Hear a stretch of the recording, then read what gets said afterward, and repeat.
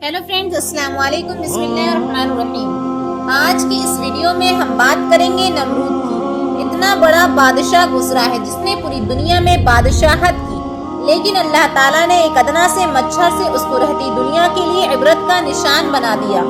इस सबक आमोज वीडियो को ज़रूर देखिए और अगर पसंद आए तो कमेंट कीजिएगा और अल्लाहु अकबर लिखकर मेरे चैनल को सब्सक्राइब कर दें।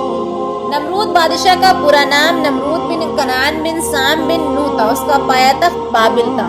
दुनिया की मशरिक व मगरिब की सल्तनत रखने वाले 4 बादशाह पैदा हुए, जिसमें से 2 मोमिन और 2 काफिर थे, सुलेमान बिन दाऊद और हज़रत जुल्करनैन। और काफिरों में नमरूद और बख्तुन्नसर, क्योंकि एक अरसा बाइन से ये बादशाह चला आता था, इसलिए दिमाग में रऊनत और अनायत आ गई थी। सरकशी और तकब्बुर और गरूर उसकी तबीयत में समा गया था और बाज लोग कहते हैं कि 400 साल तक हुकूमत करता रहा। नमरूद बिन कनान बड़ा जाबिर बादशाह था। सबसे पहले उसी ने ताजशाही अपने सर पर रखा। उससे पहले किसी बादशाह ने ताज नहीं पहना था। ये लोगों से जबरदस्ती अपनी परस्तिश करवाता था। काहिन और नजूमी उसके दरबार में बकसरत मुकर्रब रहते थे। नमरूद से एक रात ये ख्वाब देखा कि एक सितारा निकला और उसकी रोशनी में चांद, सूरज, सितारे वगैरह सब बेनूर होकर रह गए। काहिनों और नजूमियों ने उस ख्वाब की ये ताबीर की कि फर्जंद ऐसा होगा जो तेरी बादशाही के जवाल का बायस बनेगा। ये सुनकर नमरूद बेहद परेशान हो गया और उसने ये हुक्म दिया कि शहर में जो बच्चा पैदा हो उसको कत्ल कर दिया जाए और मर्द औरतों से जुदा रहें। चुनांचा हजारों बच्चों कत्ल कर दिए गए, मगर तकदीर ऐसी कि कौन टाल सकता है। उसी दौरान हज़रत इब्राहिम इस्लाम पैदा हो गए और बादशाह के खौफ से उनकी वालदा ने एक शहर से दूर पहाड़ की एक गार में उनको छिपा दिया। उस गार में छुपकर उनकी वालदा रोज दूध पिलाया करती थी।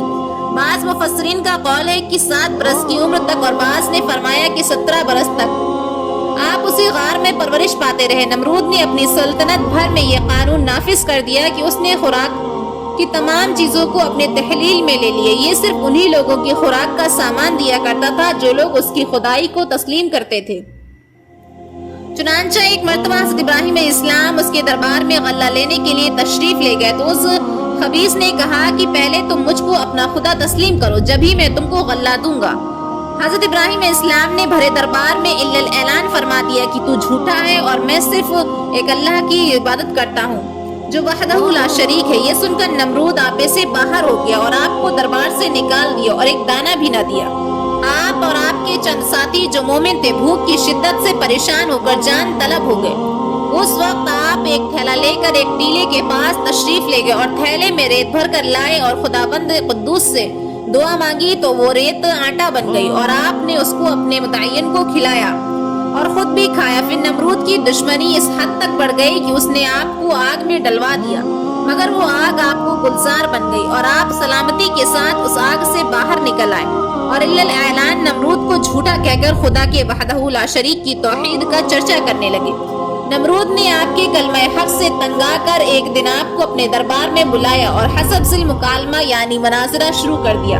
नमरूद बोला, इब्राहिम बताओ तुम्हारा रब कौन है जिसकी इबादत की तुम लोगों की दावत दे रहे हो। हज़रत इब्राहिम इस्लाम ने कहा, है नमरूद मेरा रब वही है जो लोगों को जिंदा करता है और मारता है।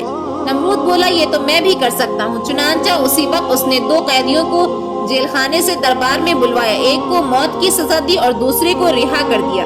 नमरूद ने फांसी पाने वाले को छोड़ दिया और बेकसूर को फांसी की सजा दे दी और बोला कि देखो, जो मुर्दा था मैंने उसको जिंदा कर दिया और जो जिंदा था मैंने उसको मार दिया। हजरत इब्राहिम इस्लाम समझ गए कि नमरूद बिल्कुल ही अहमक है और निहायत ही घमंडी आदमी है जो जिंदा और मारने का ये मतलब समझ बैठा। इसलिए आपने उसके सामने एक दूसरी ही बात वाज़ेह की और रोशन दलील पेश फरमाई। चुनांचा आपने इरशाद फरमाया कि ऐ नमरूद मेरा रब वही है जो सूरज को मशरिक से निकालता है और अगर तू खुदा है तो एक दिन सूरज को मगरिब से निकाल दे।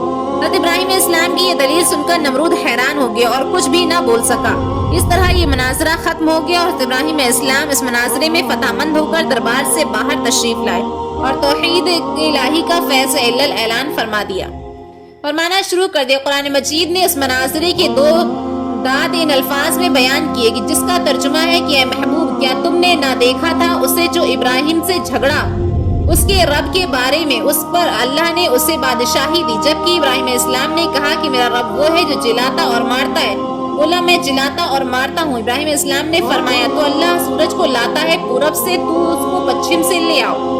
होश अड़े काफिर और अल्लाह की राह न दिखाता जालिमों को एक कौल है कि उस बादशाह के पास अल्लाह ने एक फरिश्ता भेजा, उसने आकर तौहीद की दावत दी लेकिन उसने कबूल ना की। दोबारा दावत दी लेकिन इनकार किया। तीसरी मर्तबा अल्लाह की तरफ बुलाया लेकिन फिर भी ये मुनकिर ही रहा और उसके बार बार के इनकार के बाद फरिश्ते ने उससे कहा कि अच्छा तुम अपना लश्कर तैयार कर, मैं भी अपना लश्कर लेकर आता हूँ। नमरूद अपना बड़ा भारी लश्कर तैयार किया और जबरदस्त फौज को लेकर सूरज निकलने के मैदान में आ पहुंचा। इधर अल्लाह ताला ने मच्छरों का एक दरवाजा खोल दिया। बड़े बड़े मच्छर इस कसरत से आए कि लोगों के सूरज नजर न आया।